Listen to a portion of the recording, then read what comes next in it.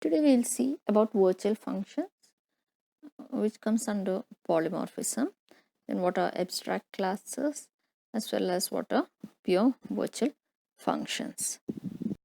So what is actually polymorphism? Poly means the word itself means many, and morphism means forms.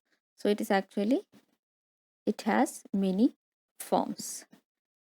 So a function is able to take different forms depending upon the different objects. So suppose if you're giving in a real-time example, a single person may be an employee in an organization, he may be a father to a family, he may be a husband to a wife. So the same person is acting in different positions at different situations. Main classification of polymorphism is compile-time polymorphism or runtime polymorphism. In compile-time polymorphism, you can say it is static binding or early binding. And runtime polymorphism is late binding or dynamic binding. So it depends upon the time of binding that it is named after. So in compile-time binding, you're having function overloading and operator overloading. And in runtime binding, you're having virtual functions, or it is also called as function overriding. We have previously learned what is function overloading. The same function name is used for different functions depending upon the number of arguments or the type of arguments that has been passed to the function. So this binding takes place at compile time. So it comes under compile time binding. The other one that we have learned was operator overloading. Same operator can be used for different functions. Now consider the plus operator. It can be used for addition of integers, addition of floating point value, or you can make the plus operator to concatenate two strings, or you can make it to add two matrices or add two complex numbers. That is called as operator overloading. What function it is to be done is known as compile at the compile time itself. So both comes under compile time binding. The other one is called as the late binding or the dynamic binding, because till the runtime the binding is postponed. What is binding? So whenever you're calling a function, the control is transferred to the function definition. Function definition is executed and the control is returned back to the function where it has been called. So whenever you're calling a function, which function is to be executed is determined either at the compile time or at the dynamic time. When it is done at the compilation time, it comes under compiler binding or early binding or static binding. When the binding is postponed till the runtime of a program, that is called as dynamic binding or late binding. So binding is you're fixing the function definition to the function call. So we have seen function overloading as an example for compile time polymorphism. Suppose you're having three or more functions which are having different arguments, that is formal arguments, either in their number or in their type. It comes under function overloading. We'll see one example. In this example, you are having my function which takes in a single argument, but the data type is int. Second function, you are having my function which takes an argument of type character. So you're having the same function name with different type of arguments. Here it is the type of arguments and not in the number. You're having only one number in each. In the main program, whenever you're compiling, in the first case, my function of 10 is an integer number. So that function call is binded along with the first my function. That is where it takes an integer as argument. In the second function call my function, you're passing the character x. So it will be binded with, the function call will be binded with the second function definition of my function that takes an argument of character. So both these takes place at the compile time. So this is an example for function overloading or early binding or static binding.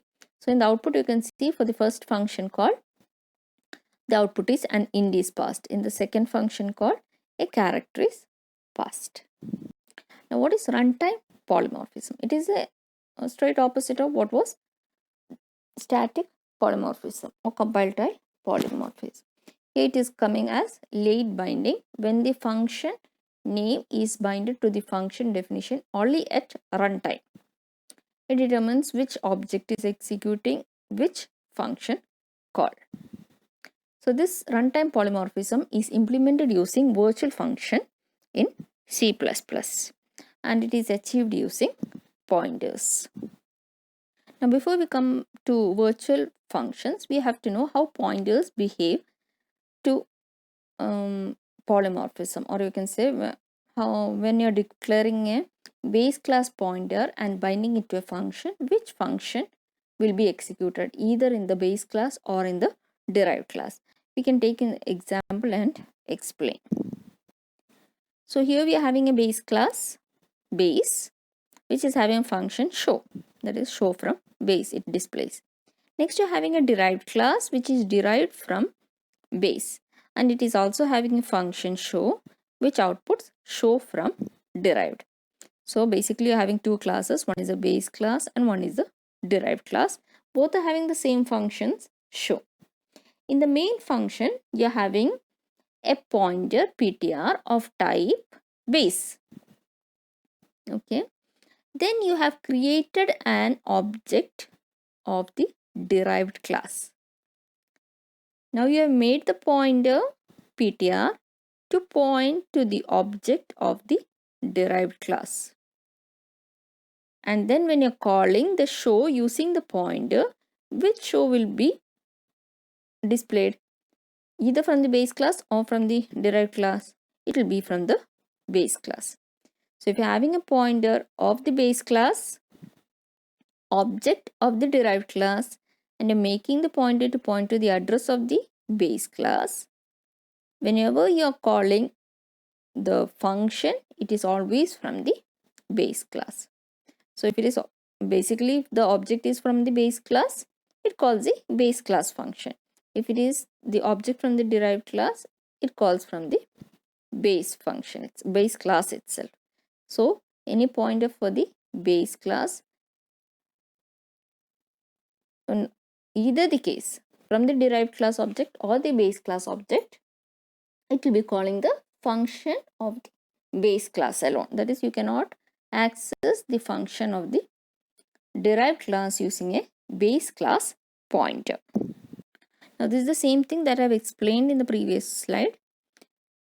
Even if the pointer holds the address of the derived class object, it will be calling the base version of the function show. And then since the pointer will not be pointer of the base class will not have any idea about the derived class functions, whatever it has been added or deleted or nothing. So always a base class pointer calls the functions only of the base class. Let the object be of either the base class or the derived class. Now how you can call the function of the derived class using base class pointer? That is done using the keyword virtual. So when you're defining a function in the base class that is required in the derived class, you can use a keyword virtual, public virtual void show. And then in the derived class, you're redefining the function show. So this is also called as overriding method. Now in the same way, main function, you're having a base pointer of the base class, base star ptr. You're having the object of derived class, derived ob. Now you are making the pointer point to the derived class object, address of ob. Now using the pointer you called show. Now this time the show is called from the derived class. That is because you're telling the compiler that the function has been redefined in the derived class using the keyword virtual. Using the virtual keyword, we are making use of late binding. That is, a derived version of the function can be called using the base pointer even if it is pointing to the derived type object. Now this is called as runtime polymorphism, and it is obtained by using the keyword virtual. Now this gives the definition of virtual functions. A virtual function is a member function that is declared as virtual within the base class and redefined by the derived class. And to create a virtual function, the keyword that you are using is virtual. When a class containing a virtual function is inherited to the derived class, we have to redefine the class to depending upon the derived class. Now the method name and the signature. Signature means the number of arguments or the type of arguments would be the same for both the base class and the derived class. It is not like function overloading. In function overloading, both the functions would be in the same class and the type of argument and the number of arguments would be different. So in virtual functions, what you're having is the same function name will be in the base class as well as in the derived class, and it will be also having the same signature, that is type and arguments must match. So this is called as overriding. So here we will see an example. You're having class circle. It is having data member radius. You're having a constructor that reads in the data. Whatever is passed over there, it will be assigned to radius. Then you're having a function area. It is defined as virtual, and it calculates the area as for circle as pi r square, 3.14 into radius, and the value is returned. So that's the base class over there. Circle is the base class. Now you're creating another class, derived class cylinder from circle. So cylinder will be having what all members? It will be having radius as well as height. And the functions cylinder, that's the constructor, float r, float h, circle r means it is calling the constructor of the base class. R is assigned to the radius, h is assigned as height. Now you are having float area, that is the area of class circle has been overridden by area of class cylinder because the area is different for both. So if you are having an object of circle, it should call area of circle. If you are having an object of cylinder, it should call the area of cylinder. What is the area of cylinder?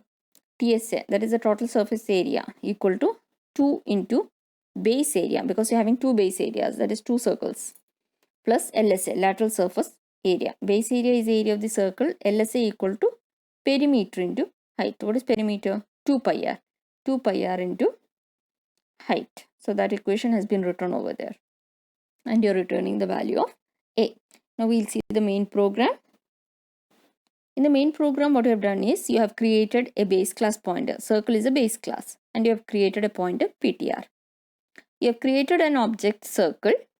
You have created an object of cylinder.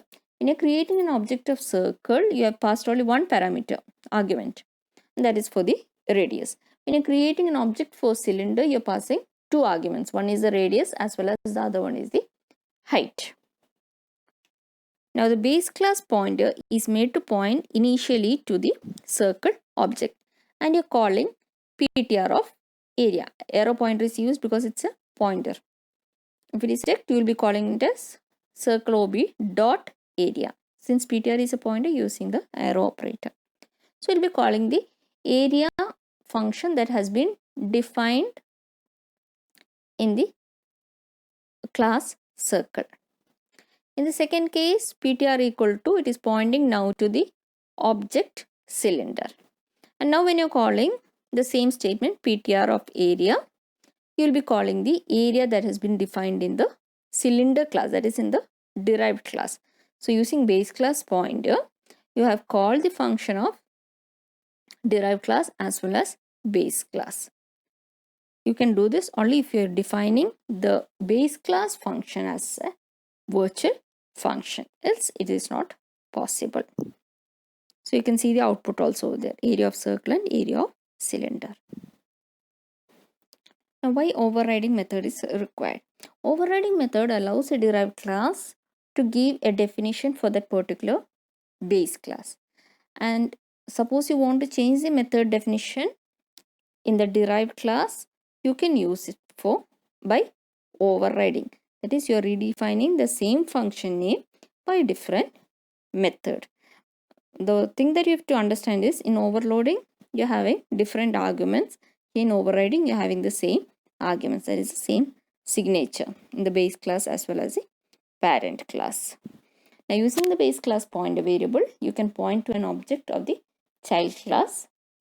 Depending upon the type of the object, you're having a runtime polymorphism or runtime late binding by making the function in the base class as virtual. We can do a small comparison on function overloading versus function overriding. Function and method is used as such. Now definition, as I told before, function overloading, function name will be the same, but it will be having the different signatures. That is, you can have different number of arguments, different type of arguments, or order in which it is occurring. But in case of overriding, you'll be having the same function name and the same signature. Now function overriding is used to add or extend more functions to the same class. Overriding is used to change the existing behavior, that is, you are redefining the same function.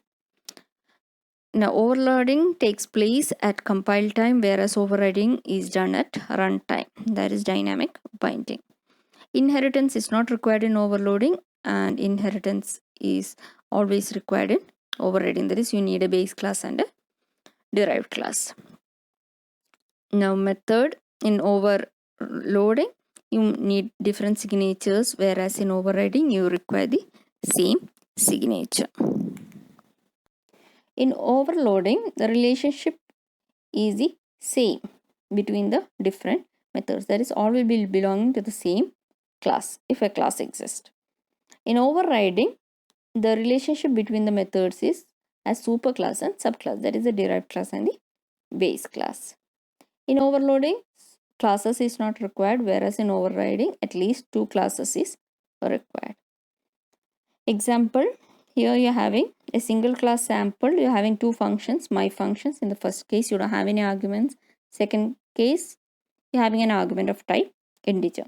In overriding example, you're having a base class and a derived class, and you're having the function my function, which is defined as virtual, and it is redefined in the derived class. You can write any example, this small example of which has been previously described. Now what are pure virtual functions? Any virtual functions in the base class with no function definition is called as the pure virtual function, and it is always should be redefined in the in the derived class. How do you make a pure virtual function that is empty? The body will not be present.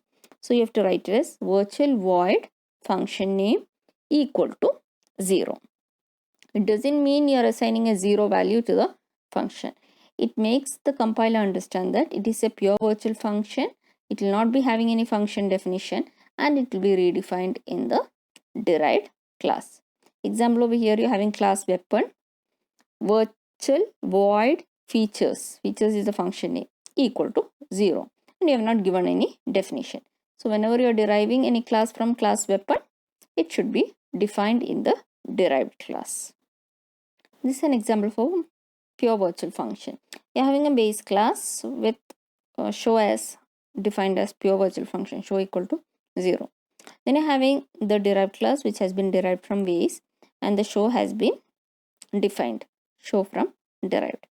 Main class, you're defining a pointer of base, you're creating an object of derived. Using pointer, you're making the pointer to point to the object of derived class. Using the pointer, you're calling the function show. So show from derived. This simply is just to show virtual void show equal to 0. How you are defining a pure virtual function. Whenever you're having a pure virtual function, you will not be actually creating any object of the base class. That we'll see the next one. So abstract classes. Classes which contain the pure virtual function, it cannot be used to declare any object. Such classes are called as abstract classes. It simply creates a skeleton or a backbone for a class of hierarchy, saying what is the main base class, what are the functions you're having, what are the details you will be having, which is common for all the derived classes. And the programmer uses a base class to extend to the different derived types. So a common abstract class will be created by defining the functions as pure virtual functions, and then you will be creating the derived classes and then defining the function which has been defined as virtual. And the other derived classes which does not contain the pure virtual function, it is called as concrete classes. Here we can see an example. Here we have used abstract class shape, and then you have derived two classes, square and circle. Square and circle, what is common in them? It is having only one parameter. Square is having one side and circle is having one radius. So basically both are having one argument. So you can say one data member. And you're having one function that is for calculating area. But you're having different methods for calculating the area of a square and the area of a circle. So the abstract class, what you can define is shape. You're having one argument L. When it comes to square, it will be the side. When it comes to circle, it will be the radius. Now having get data, simply you're reading the data, either the side or the radius. And you have defined function calculate area as virtual, pure virtual function. So it is defined equal to 0. It has not been defined over there. Now you're deriving a class square from shape and you're redefining or overriding calculate area. How you will calculate the area of square? L into L. Next class is circle, which is also been defined from shape, and you're redefining calculate area as pi r square. So 3.14 into L into L. So you're having base class shape and you're having two derived classes square and circle, which is redefining calculate area.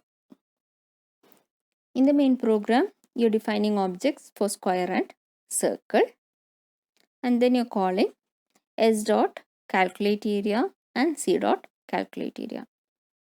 Or other method, what you can do is creating a pointer of the base class shape and then using the pointer to point to the object s, you can call ptr dot calculate area. Sorry, not dot, ptr arrow calculate area. And then you can make the pointer to point to the object circle and then call calculate area. So in the first case, you will get the area calculated for square, and in the second case, you will get the area calculated for circle. So that is the end of virtual functions. We have gone through virtual functions, pure virtual functions, abstract classes.